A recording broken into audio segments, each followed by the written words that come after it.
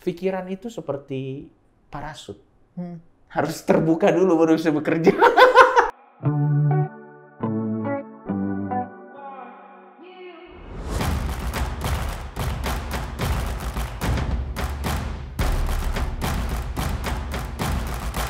Balik lagi bersama saya Coki Pardede dan di sini ada Kania, tentunya di konten Boleh Nggak, dan kita di episode kali ini akan membahas sesuatu yang sudah mungkin sering sekali dikatakan di netizen mengenai open-minded. Iya. Ini dari Arif Jati, dia bilang mengaku open-minded tapi mendebat orang tua, hipokrit.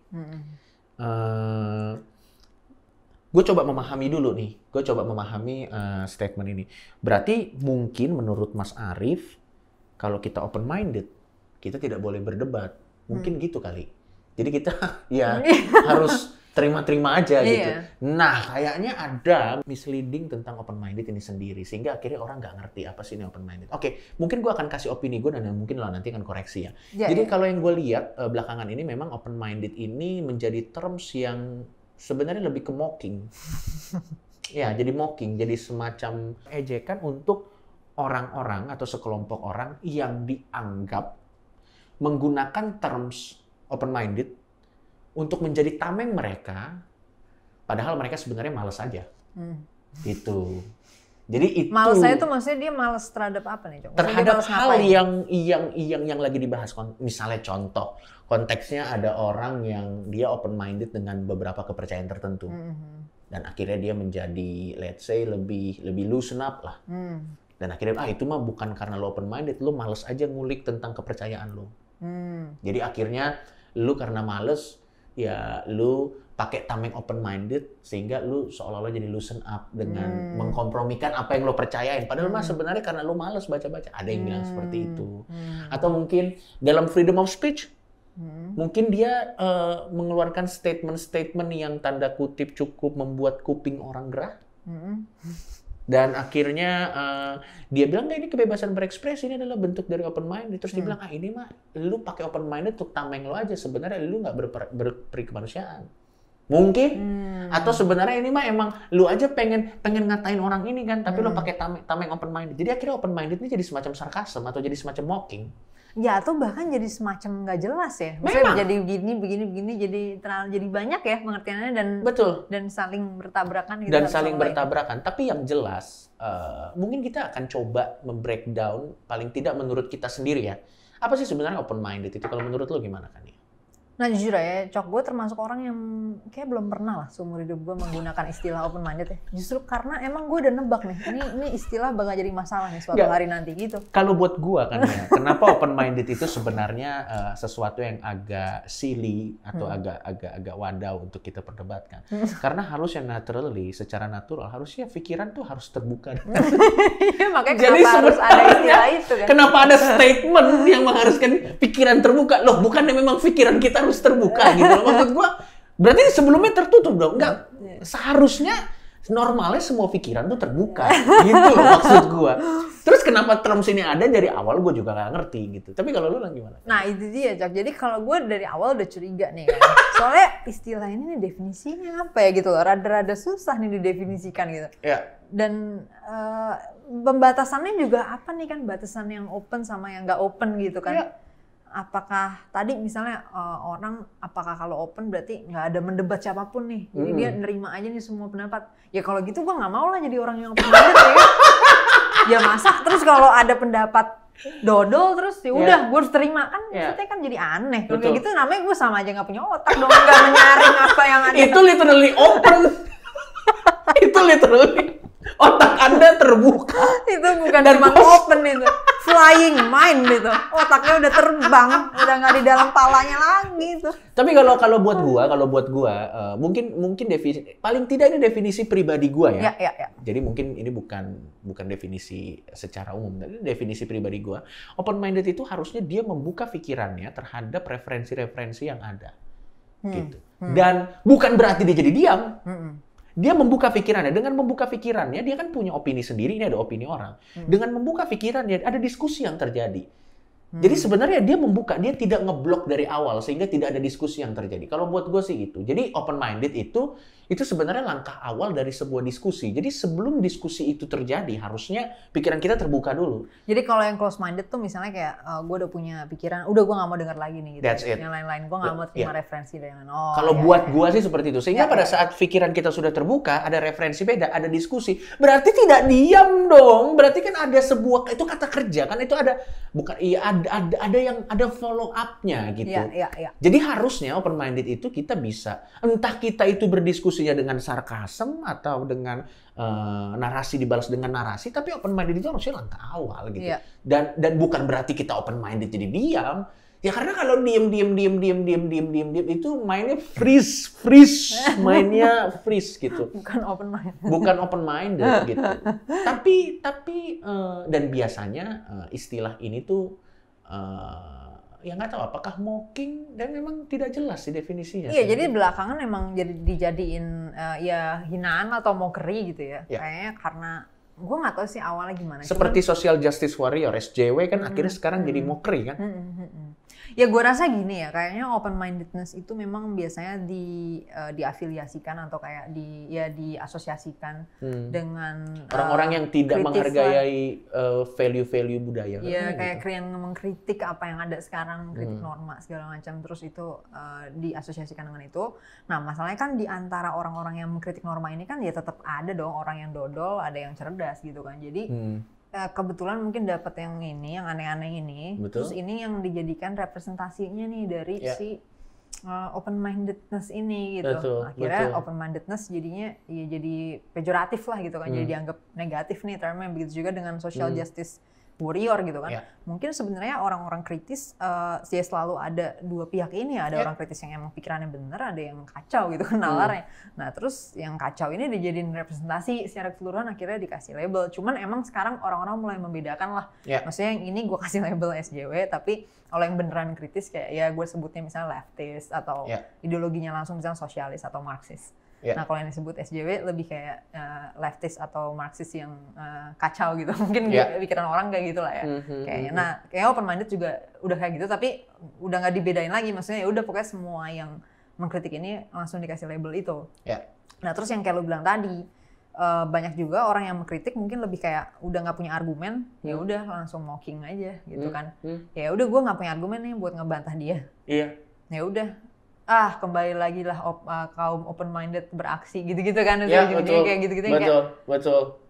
Lo nggak menjawab argumennya dia, terus ya udah lo end up dengan ngatain aja gitu kan, nyinyir, labeling segala macam gitu, karena emang ya udah lo nggak mau berdiskusi dengan dia. Maksud gua nggak gitu cara berpikirnya, nggak gitu. Mainnya nggak begitu. Itu bahkan kalau buat gua sih open minded itu level paling awal. Jadi kita buka dulu.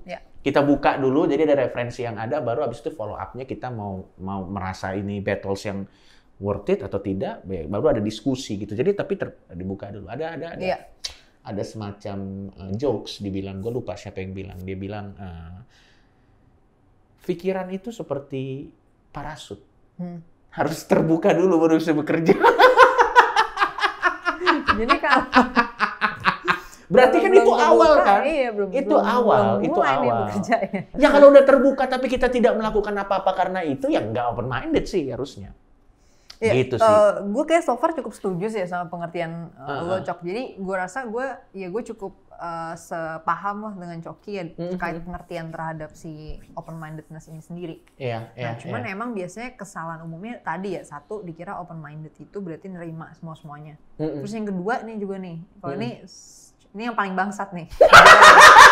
Gimana ini? Jadi misalnya gini, Cok, kita pernah ngobrol nih, debat nih. Nah, terakhir lo kasih gue argumen yang udah jelas, gue udah bantah habis nih argumen nih. Ya, udah jelas salah nih argumen lo. Terus lo datang lagi ke gue. Udah di-refute lah ya. Iya, dengan argumen yang sama. Gue nggak mau dong dengerin lagi, buang waktu dong. Kan udah dibantain kemarin. Betul. Terus gara-gara gue nggak mau denger lagi, nggak open minded lo. Enggak, lu udah ngomong argumen itu, buset deh. Gila kali ya. Ngerti gak? Aduh. Enggak. Itu yang paling dia kegagalan pemahamannya untuk sadar bahwa peluru yang dia pakai peluru yang sama yang dia pakai di battle sebelumnya. Udah selesai, udah terbantah. Betul. Ya, jadi begitulah. Mungkin nanti kita akan bikin satu episode di terms apa aja open minded bisa dipakai. Semuanya. Jadi nggak usah kalau misalnya gue sering tuh, tapi dengan nada sarkasm tentunya ya. Banyak orang bilang ini dia kaum open minded, dia kaum open minded. Nggak apa-apa. Buat gue sih ya nggak apa-apa. Iya itu tadi. Kalau gue ngeliatnya ya udah itu lo udah nggak punya argumen aja, tinggal ngomong gitu doang ya udah. Ya kenapa gitu, memang kan? ya nggak apa-apa. Mau ngapain lagi? Nggak apa-apa. Nah iya emang sih tadi selain ada stereotip bahwa open minded itu berarti nggak mendebat, terus yang kedua open minded itu berarti setuju sama semua hal gitu. Iya. Jadi kalau lo nggak setuju misalnya nih, gue against komunisme gitu misalnya. Iya. Wah nggak open minded loh. Kan aneh gitu. Wah gue nggak setuju sama ide dia, terus gue nggak boleh nggak setuju berarti gitu loh. Lah malah ketidaksetujuannya itu membuka pintu diskusi karena dia buka kan, dia punya opini, ini ada referensi. Gue nggak setuju nih, balas dong argumen dengan argumen. Kalau dia udah nggak mau berargumen di follow up-nya, dia tutup. Nah itu close minded menurut gue. Kecuali gini ya, kecuali lo nggak setuju sama sesuatu tanpa mempelajari sesuatu yang itu dulu ya. Kayak Betul. jadi di depan tiba-tiba gue langsung nggak setuju ini bodo amat gitu kan. Ya gara-gara ini pasti salah gitu misalnya. Ya kalau itu oke lah ya, bukan open minded ya memang kayak tiba-tiba lo nggak setuju aja nih. Ya kalau nggak biasanya gara-gara udah tertulis di sini nggak setujuin. Betul. Ya itu rada-rada susah juga ya.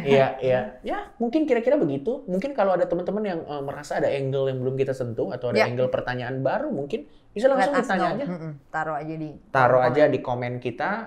Kita encourage pertanyaannya sebanyak-banyaknya, seliar-liarnya, gunakan aja imajinasinya. Karena anggap aja komennya Geolive ini ada playground imajinasi kalian. Karena silakan dieksplor apapun itu yang ada di sekitar komen kita. Semua. Karena tentunya di Geolive itu kita tidak punya kepentingan apa-apa selain untuk menstimulasi imajinasi mungkin ya. Imajinasi atau kemampuan. Dan inilah biar otak kita rame lah. Biar otak kita rame, iya kan belum tentu. Meramaikan otak lah. Betul, belum tentu pertanyaan yang sama Anda taruh di YouTuber favorit Anda dijawab. Karena mungkin pertama dia pikirannya tidak nyampe kan. Dan mungkin dia merasa tidak ada kepentingan menjawab itu di konten YouTube-nya mungkin. Makanya lo punya imajinasi liar, punya pemikiran yang nyeleneh, nyentil, langsung aja. Tanya aja di sini. Nanti kita akan coba, boleh nggak? Ya. Jangan lupa di-share ya videonya. Di-share, di-subscribe juga, di-share juga. Sampai ketemu di episode berikutnya. Bye-bye.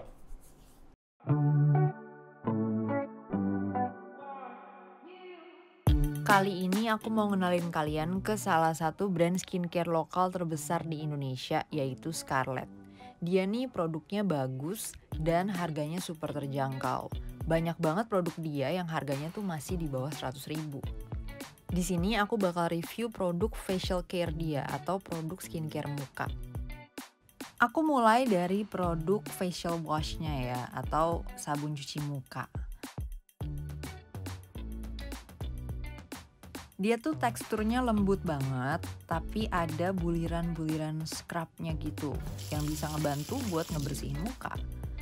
Nah, warnanya bening transparan agak pink gitu. Facial wash-nya ini tuh mengandung banyak bahan yang bagus buat kulit. Salah satunya glutathione yang berfungsi sebagai antioksidan dan juga vitamin E. Bagusnya sih ini dipakai 2 kali sehari, sebelum beraktivitas dan sebelum tidur. Berikutnya lagi selain produk facial wash, dia punya produk serum. Nah, serumnya ini ada 2 varian. Bisa dilihat ya. Nih, yang pertama tuh ada varian Brightly Ever After Serum, yang dimana kandungannya tuh salah satunya glutathione dan vitamin C. Varian satunya lagi itu Acne Serum, yang kandungannya tea tree water ya, itu kayak teh gitu kan. Nah itu berguna banget buat ngebantu kulit yang berminyak atau berjerawat. Aplikasinya juga gampang banget ya ini. Tinggal ditetesin aja ke beberapa spot di muka, abis itu diratain deh ke seluruh muka. Ini bahan serumnya enak banget dipakai, ringan dan gak kerasa lengket. Selain produk facial wash dan serum, Scarlett juga punya produk krim nih. Nah, krimnya ini juga ada 2 ya variannya. Ada yang Brightly Ever After dan ada yang acne juga gitu, acne cream. Jadi bisa disesuaikan dengan kebutuhannya aja. Nah, krimnya ini ada buat malam dan pagi ya. Jadi bagusnya dipakai dua-duanya. Pilih salah satu varian, habis itu pakai krim paginya dan krim malamnya juga. Aplikasinya juga gampang banget dan cepet banget meresap di kulit. Krim dan serum dari Scarlett itu juga aman dan bagus buat dipakai sebagai base makeup. Jadi kalau sebelum makeup mau pakai dulu nih serum dan krimnya itu juga oke. Bahkan bisa ngebantu untuk makeupnya lebih gampang diaplikasiin.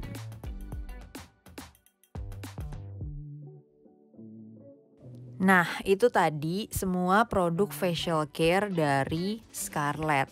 Produk-produknya cukup lengkap ya, dan variannya juga udah pas untuk memenuhi kebutuhan orang dengan kulit yang berbeda-beda. Nah, ini udah cukup untuk keperluan skincare muka kita sehari-hari. Untuk pemakaian rutinnya bisa 2 kali sehari, mulai dari facial washnya. Yang kandungannya tuh ada banyak nih bagus-bagus ya, glutathione, lidah buaya, mawar, dan vitamin E. Habis itu bisa pakai serumnya kalau udah cuci muka ya. Kalau untuk kulit berminyak bagusnya pakai yang acne serum. Nah, setelah udah selesai pakai serumnya baru pakai krimnya. Di pagi hari sebelum beraktivitas pakai day cream. Kalau di malam hari sebelum tidur pakainya night cream. Ini juga sama ya, kalau buat kulit yang berminyak atau gampang berjerawat bagusnya pakai yang acne. Kalau misalnya yang normal atau cukup kering mungkin bisa pakai Brightly Ever After. Yang Brightly Ever After itu juga ngebantu banget untuk moisturizing. Jadi untuk melembabkan, kalau banyak beraktivitas di ruangan ber-AC, bisa banget tuh pakai varian yang Brightly Ever After. Baik itu serumnya maupun krimnya. Langsung aja dipesan produknya, channel pembeliannya tuh banyak ya, bisa via WhatsApp, via Instagram, via Shopee, bisa dicek aja langsung di kanal-kanalnya Scarlett.